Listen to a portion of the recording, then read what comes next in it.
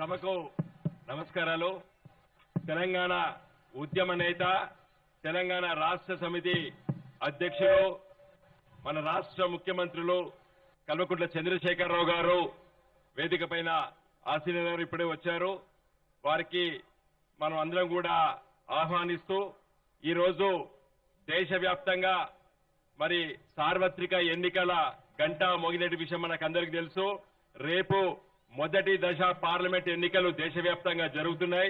రేపు నోటిఫికేషన్ ఇవ్వబోతున్నారు.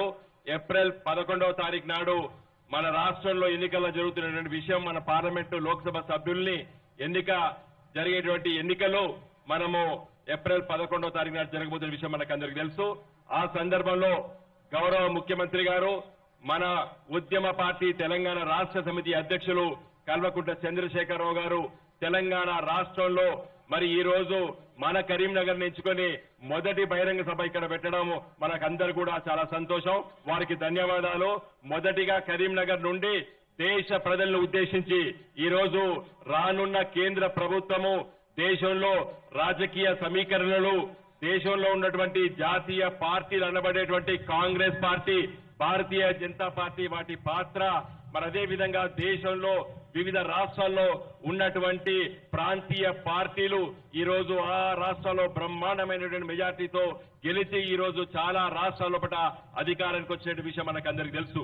మన గౌరవ ముఖ్యమంత్రి గారు, మన పార్టీ ఉద్యమ నేత కల్వకుంట్ల చంద్రశేఖరరావు గారు మొదటిగా మన రాష్ట్ర రాజకీయాలు, ఈ దేశంలో మన రాష్ట్రాన్ని ముందు వరుసలో ఉంచడానికి చేస్తున్నటువంటి ప్రయత్నాలన్నీ కూడా మనకు తెలుసు.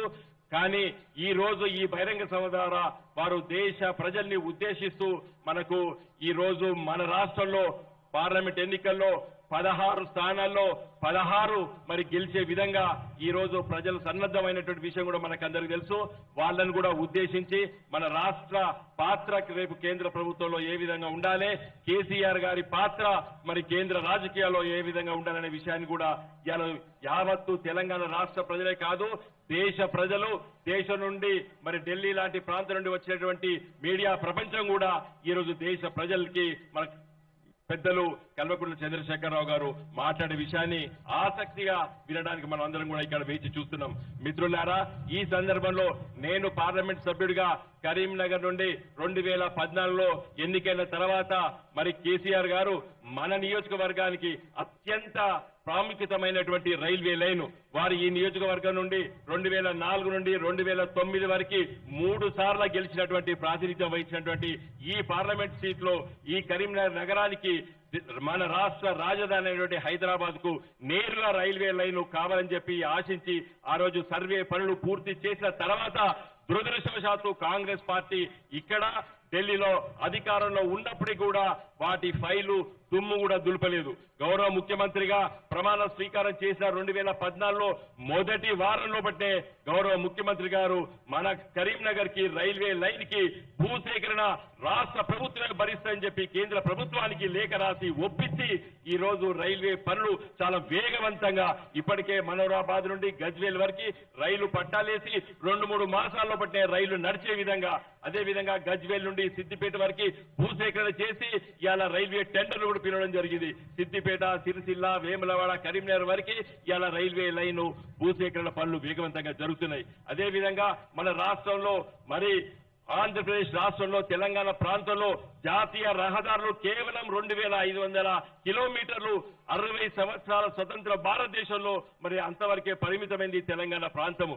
తెలంగాణ రాష్ట్రం ఏర్పడ్డ తర్వాత గౌరవ ముఖ్యమంత్రి గారు కేసీఆర్ గారు, మన ఉద్యమ నేత కేసీఆర్ గారు మన రాష్ట్రానికి జాతీయ రహదారులు కావాలని చెప్పి మా పార్లమెంట్ సభ్యులు అందరినీ కూడా ప్రతిరోజు మాతోని పని చేపించి ఢిల్లీలో ఈ రోజు రాష్ట్రానికి అదనంగా 3500 చదరపు కిలోమీటర్లు రైల్వే లైన్లు తీసుకురావడం జరిగింది.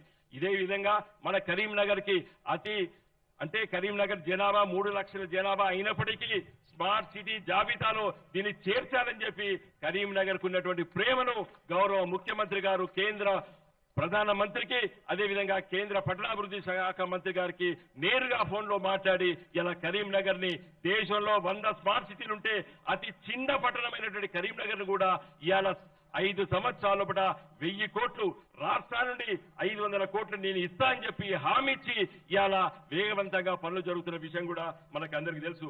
మిత్రులారా, కరీంనగర్ కి IIIT కావాలని చెప్పి కూడా వారు ప్రధానమంత్రికి లేఖ రాయడం జరిగింది. ఈ విధంగా చాలా విషయాల పట్ల మన కరీంనగర్ నుండి వారు ప్రాతినిధ్యం వహించినటువంటి 2004 నుండి 2009 వరకు వారు మన పార్లమెంట్ నియోజకవర్గం కరీంనగర్ పూర్వపు జిల్లాలో ప్రతి సమస్య గురించి పూర్తిగా అవగాహన ఉన్నటువంటి మహానాయకుడు మన కేసీఆర్ గారు. కాబట్టి ఇవాళ మన జిల్లాని మన రాష్ట్రంలో మొదటి వరుసలో వారు ఉంచడానికి చాలా తీవ్రంగా పనిచేస్తున్నారు. రివర్ ఫండ్ కానివ్వండి, చాలా విషయాల్లో పట్ల మరి మా అందరితో వారు పని చేపించేటువంటి విషయాలు అందరూ కూడా మీకు అందరికీ తెలుసు. పత్రికల్లో మీరు చూస్తూనే ఉంటారు.